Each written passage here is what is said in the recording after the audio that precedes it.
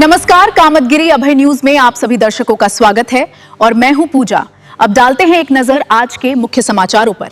मिलते हैं छोटे से ब्रेक के बाद और आप देखते रहिए Abhay TV. Shriji international public school हमारी संस्था सीबीएसई से मान्यता प्राप्त है, जहां विशाल भव्य भवन में प्ले ग्रुप से इंटरमीडिएट की शिक्षा कुशल अध्यापक अध्यापिकाओं द्वारा दी जाती है।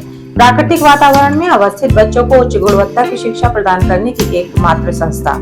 हमारे यहाँ इंटरमीडिएट कक्षाओं में भौतिक विज्ञान, रसायन विज्ञान और जीव विज्ञान की आधुनिक तकनीक से सुसज्जित प्रयोगशालाएं, कंप्यूटर लैब, शानदार पुस्तकालय, बच्चों के खेलकूद के लिए विशाल मैदान है, जहां बच्चों के मनोरंजन हेतु सभी प्रकार के झूले, स्लाइडिंग आदि की भव्य व्यवस्था है। तो देर किस बात की, हमारे श्रीजी इंटरनेशनल पब्लिक स्कूल में अपने बच्चों के सर्वांगीण विकास के लिए प्रवेश दिलाएं। अंग्रेजी माध्यम से संचालित हमारा विद्यालय Manikpur road, police line, Chitrakoot के सामने स्थित है। समाचार बुलेटिन में आपका पुनः स्वागत है।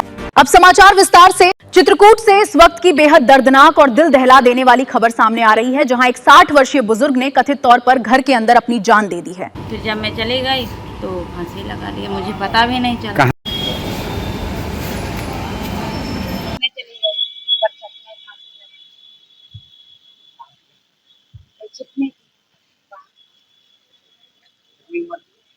ये वो दारू पी कर गए थे।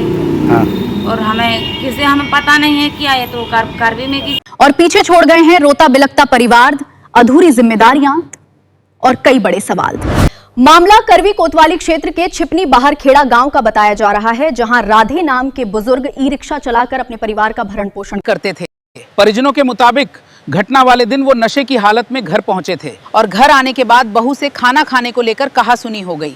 किसी से झगड़ा हुआ है नहीं हमें पता कि घर में कोई झगड़ा नहीं, बस वो दारू पिए थे, घर गए हैं, कोई हमारे घर में नहीं था।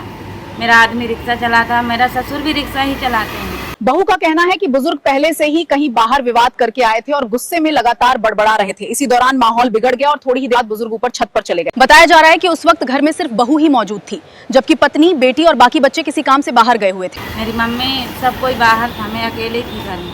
तो जब गए हैं मैंने उन्हें बोला खाना खा लो, आराम कर लो, बोले नहीं मुझे नहीं खाना। फिर मुझसे झगड़ा करने लगे तो मैं दूर चली गई। मैं कहूँ झगड़ा करेंगे तो ज्यादा हो जाएगा।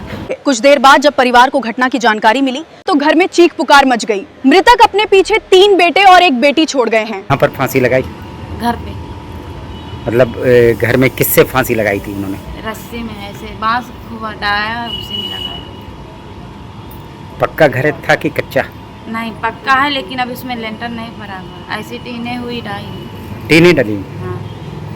तो किस में रस्सी फांस के लगाई? उसमें बल्ली एक बांस पड़ा हुआ है। बांस में? हाँ बांस और रस्सी थी। 2 बेटों की शादी हो चुकी है, जबकि 1 बेटा दिव्यांग बताया जा रहा है और 1 बेटी की शादी अभी बाकी है। कितने बच्चे हैं उनके? 3 और 1 लड़की है। 3 लड़के? हाँ 1 लड़की और 1 बच्चा उनका विकलांग है। परिवार वालों का कहना है कि राधे अपनी बेटी की शादी के लिए दिन रात मेहनत कर पैसे जोड़ रहे थे, लेकिन अब सबसे बड़ा सवाल यही है कि आखिर इस परिवार का सहारा कौन बनेगा?